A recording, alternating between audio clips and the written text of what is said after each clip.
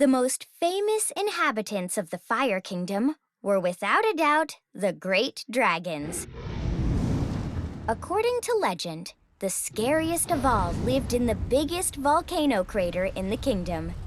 He was so terrifying that no one had dared approach him for hundreds and hundreds of years.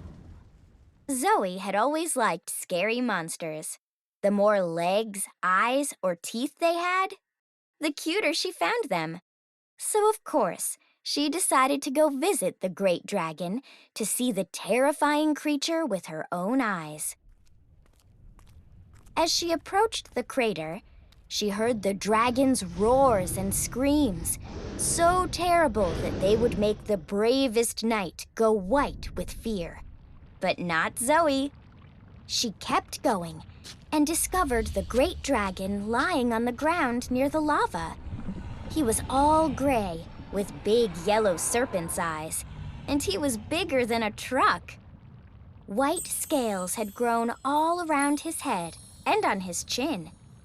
He sniffed Zoe's scent in the air and stood up on his hind legs, letting out a terrifying roar that made the whole crater shake. "Hi, my name is Zoe. What's yours?" The dragon approached her with a menacing look, chomping his teeth.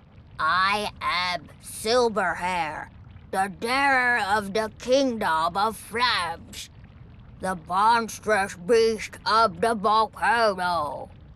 Zoe burst out laughing. "You speak funny for a dragon." The dragon frowned. "Don't make fun of me, little girl. What? Shoo!" With the noise of a thunderstorm, the dragon sneezed and spit fire all over the whole cave. A spray of flames passed so close to Zoe that it singed the end of her ponytail. "Hey, you should cover your mouth when you sneeze." The poor dragon let himself fall down on his stomach with a little moan. "Seems like you're not feeling very well." "I have a cold," the dragon responded, speaking through his nose.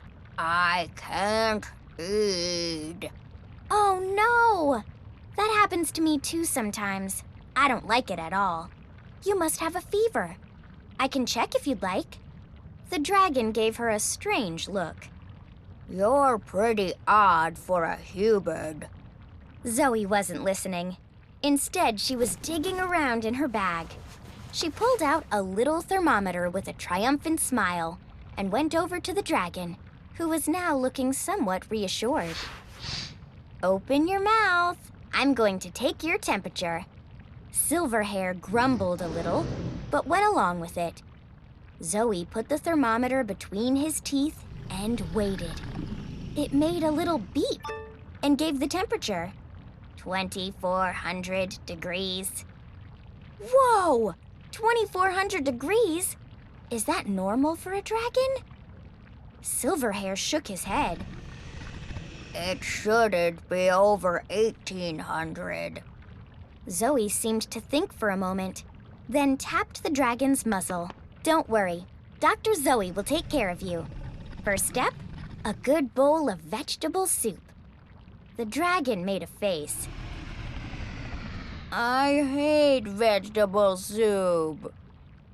Zoe put her hands on her hips and frowned. The doctor's orders aren't up for debate. She took out some vegetables that she had wrapped up for the journey, along with her little cooking pot.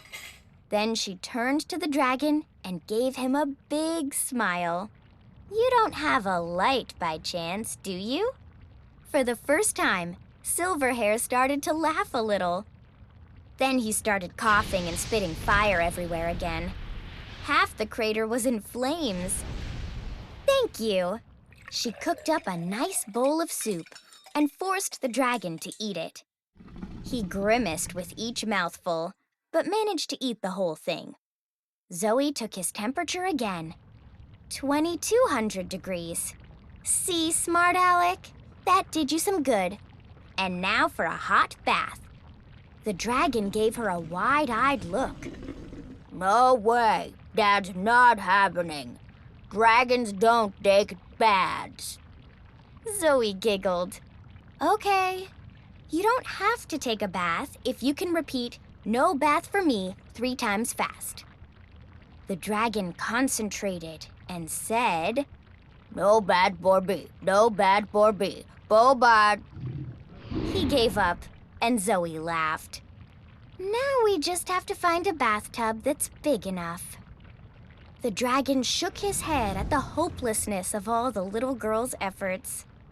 Climb on my back. I know where we can find one. Zoe jumped onto the animal's scales with laughter, and the dragon took off, coughing out a few more flames in the process. He flew out of the crater and crossed the kingdom with a few beats of his wings. Then he landed in a strange place. Everywhere there were little ponds of water letting off lots of white steam. Some even had huge bubbles, like when you boil water for pasta. Where have you brought us? These are the hot springs of the Fire Kingdom. The lava underground warms up the water here, explained Silverhair with his stuffy nose. So Zoe slid down the dragon's tail as if she were riding a giant sled and jumped into the hot springs with a big splash. The water was the exact temperature of a nice hot bath.